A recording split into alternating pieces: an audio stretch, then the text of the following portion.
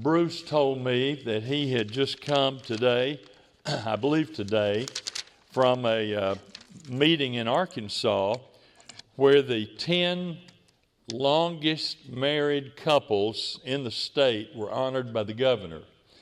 And one of those couples happened to be Cliff Gaines Sr., a junior, Cliff Gaines Jr. and his wife Louise. And I remembered that Jane and I have just been married a short time compared to Brother Gaines. We've been married 62 years. We're approaching 63 years. And Brother Gaines, I understand, gave the prescription for being married for 74 years. He said, there's really not that much to it. You just don't divorce and you don't die. If you can pull that off, it's easy to be married 74 years.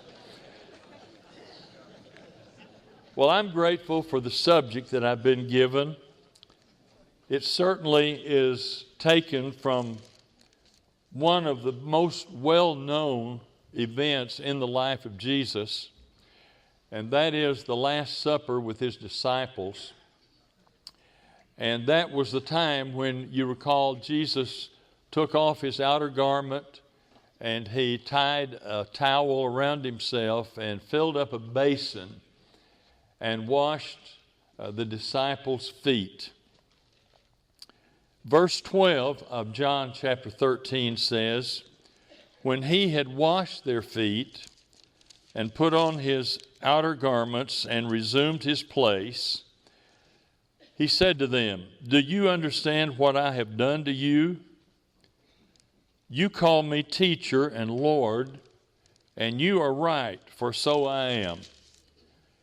If I then, your Lord and teacher, have washed your feet, you also ought to wash one another's feet.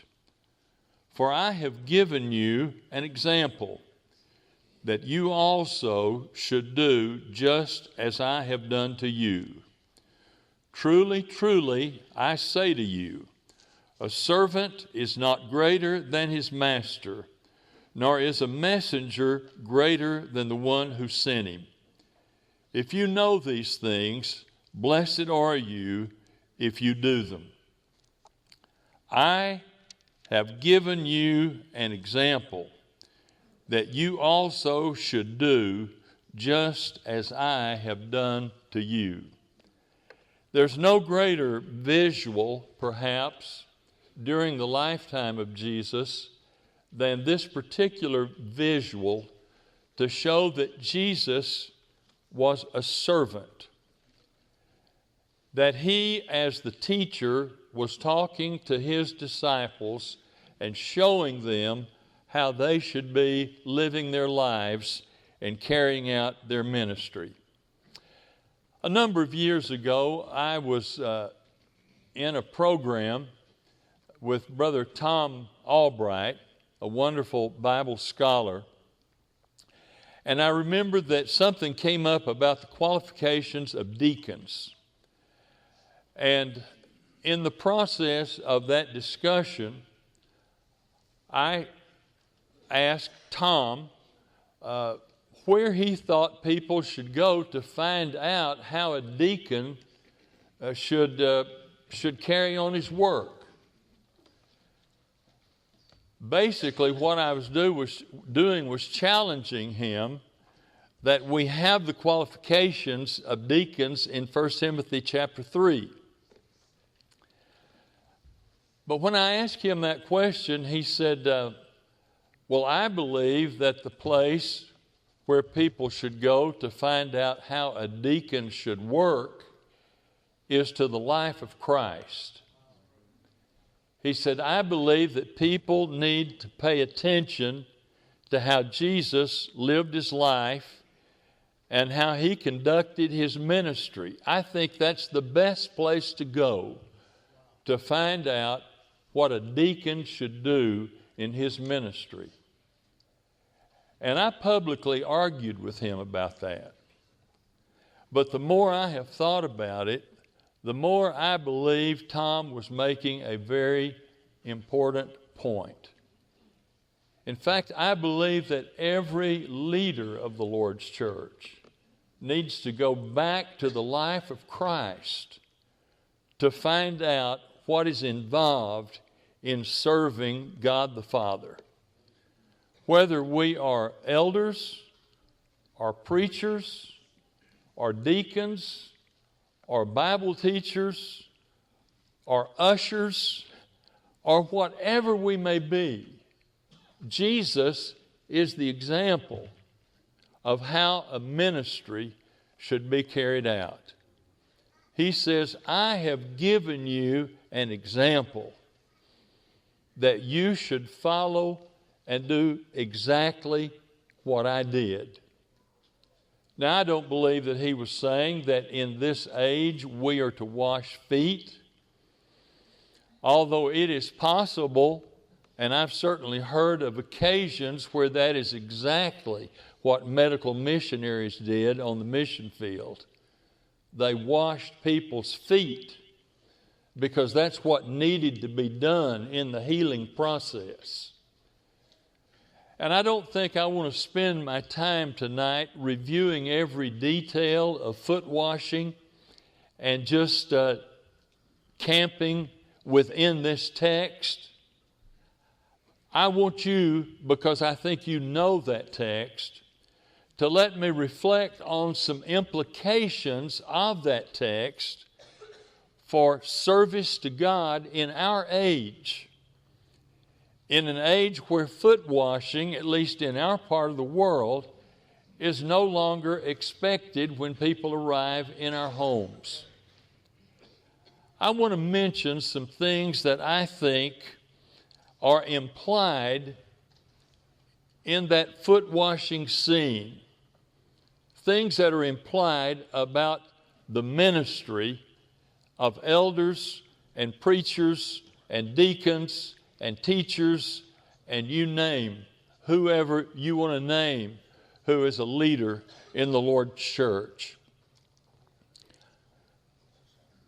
Examples are so powerful. We have, as was mentioned a while ago, we have 7 great-grandchildren. I think I've got that number right. If we don't have 7, we've got 1 on the way, and that makes 7. But I didn't know I'd even be interested in great-grandchildren when I was young. Didn't think I'd ever see any of them. But I'm telling you, I'm wild about those great-grandchildren. And something we have noticed is the development of those little babies as they are around their older cousins. A child comes into the family gathering and is unable to walk, for example, and they see these other little cousins pulling up to the sofa and taking a step or two, and the next thing you know, they're pulling up to the sofa, and they are trying to take a step or two. Examples are powerful. The examples of our mothers and fathers in our lives are so powerful. The powerful example of teachers and coaches on their students and on their athletes is almost unbelievable. Gene Getz wrote a book called The Measure of a Man, and he was explaining what really God's ideal man is. And it's interesting that the chapters in his book are based on the qualifications of elders given in 1 Timothy 3 and Titus chapter 1. He says what we really have when we have the qualifications of elders is we have the measure of a real man. And I don't know but what may be the main thing we need to be doing as elders and preachers and deacons and teachers is to be examples of what real men and women are. And in this wonderful passage where Jesus says, I have given you an example. He is emphasizing the power of an example. Now, here are some of the implications in that example. Church leaders must be humble because Jesus was humble. We need to be humble.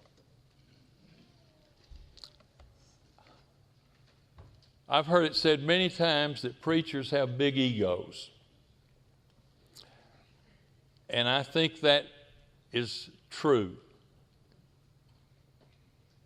I'm not saying every preacher has a big ego, but I think we have to work as preachers to control our egos. This came home to me a few years ago when I was reading about a meeting of preachers in a large denomination. That large denomination was just about ready to explode because of problems within that group. And the fellow who wrote the article that appeared in Time magazine said, I was in the room with all those preachers, and he said there was enough ego in that room to blow up the whole world. And you know, I can understand that. Jesus was very, very opposed to religious egotists. And he makes that very clear.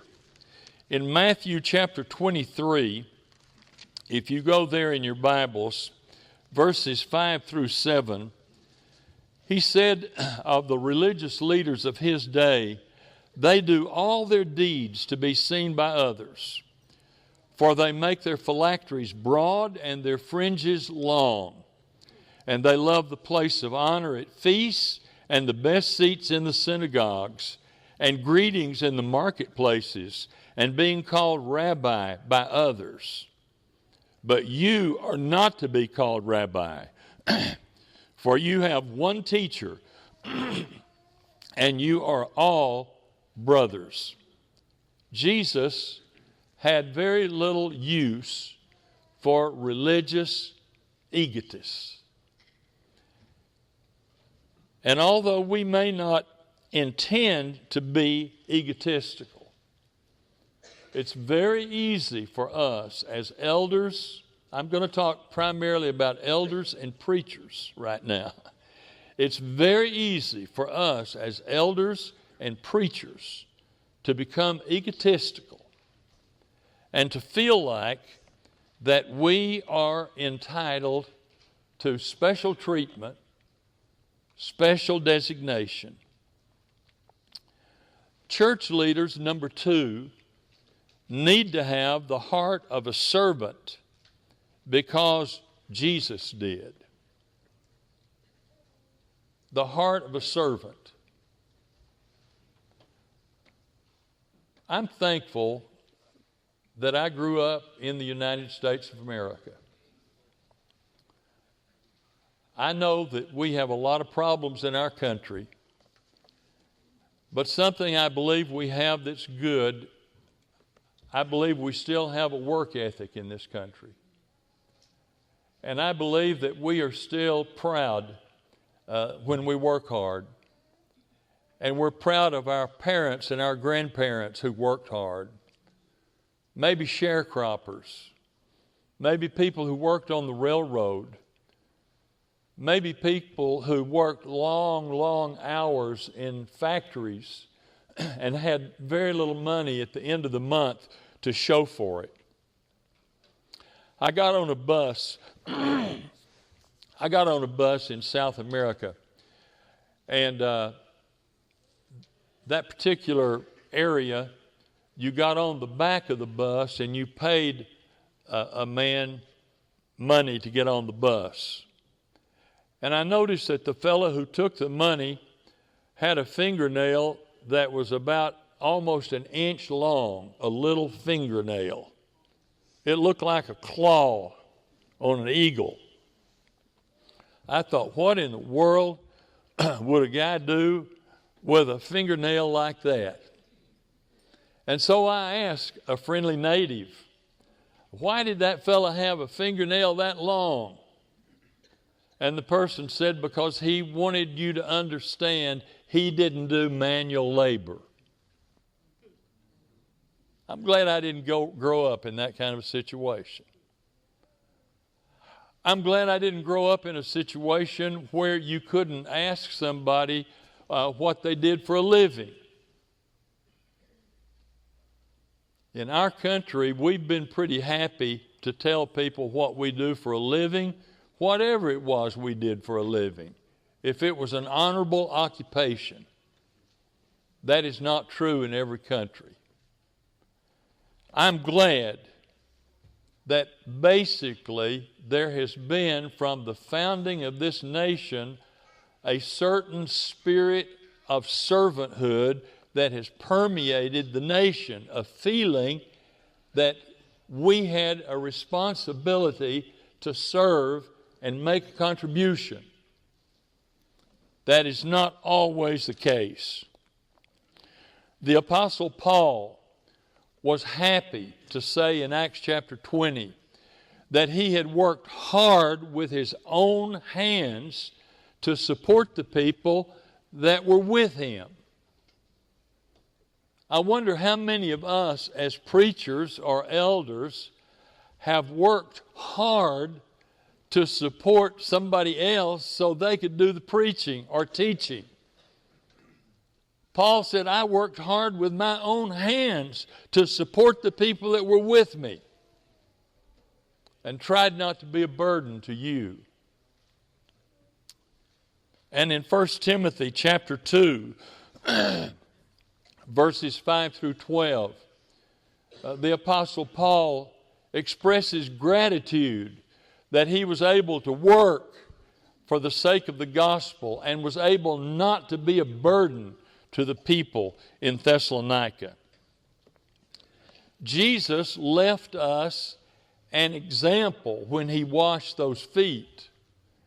And the example that he left us was that we need to have the heart of a servant. We don't need to have the heart of the colonel or the general or the President of the United States, or the heart of a preacher in a rich, big congregation. We don't need to be proud because we have a good education. Jesus modeled the fact that we need to have the heart of a servant. In the third place, Jesus, when he washed the disciples' feet, made it very clear that we need to care for the people we work with. We need to love the people we work with. Probably one of the best books to come out in a number of years on the eldership came out several years ago. Lynn Anderson was the editor of that book, and the title of the book was "They Smell Like Sheep." And his point was that elders need to be so involved with their flocks that they smell like the sheep that they work with. They're not aloof from them. They're not shut up in their office. They are not unreachable by telephone. They need to smell like sheep because they are so involved with the people they're working with. Sometimes university teachers joke during spring break or during the summer break, and they say, "You know, we have the best job in the world, teaching in the university. If we just didn't have the students here, it would be perfect." Well, of course, they're kidding. But you think about that a minute. I think there are some people who would love to be elders, and maybe love to be preachers if they didn't have to fool with people. It is not easy to work with people. I remember a Baptist preacher that I was talking to one day, and he was a preacher, I think, who pretty well restricted his comments or his work to the pulpit. And he said, I tell you what, he said, I don't visit hospitals. He said, I don't know how. He said, when I visit a sick room, I just make the patient feel worse. And I'm not going to do it. Very interesting. But in our own brotherhood, I attended a gospel meeting when I was in college. I was in another state. I attended a gospel meeting every night of the meeting, and I heard some of the best preaching I have ever heard in my life. And I fell in love with the preacher. I mean, he was a preacher. And lo and behold, if during that meeting it wasn't announced that he was leaving the ministry and he was going to go back into secular work. And as a preacher student at that time, that bothered me. So I go up to him in the lobby as everybody is leaving, and I say, man, why are you leaving the ministry? You've done some of the greatest preaching I have heard. He said, because of this right here. And he was pointing to me and the people that were coming out of the building that he had to relate to after he preached. Am I making a point here? Do we as elders and preachers and deacons and teachers, do we love the people we work with? Are we willing to suffer with them? Are we willing to put up with their idiosyncrasies the way they put up with ours? Or would we be just as happy in the ministry if we didn't have to fool with people? Well, you see, Jesus washing those disciples' feet was fooling with people, washing their stinking feet. And he said, I have left you an example, and I want you to follow that example. In 1 Thessalonians chapter 2,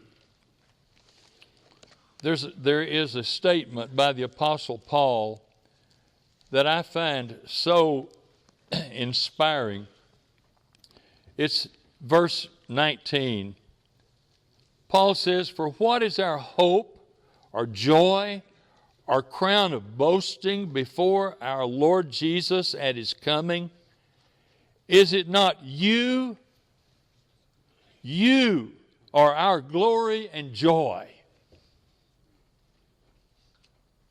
My glory and joy as a minister needs to be the people that I can lead to heaven. That's my glory and joy. And then finally,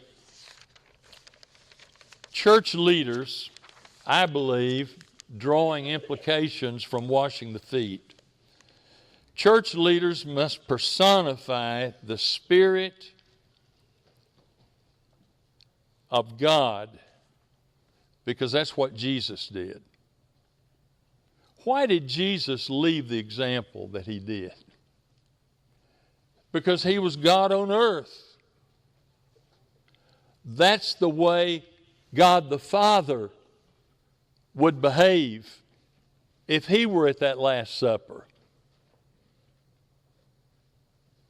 And Jesus wanted the disciples to understand what the Father was like. He said in John 14, if you have seen me, you have seen the Father. And Paul said to the Corinthians, be imitators of me, even as I am of Christ. Now you think about that.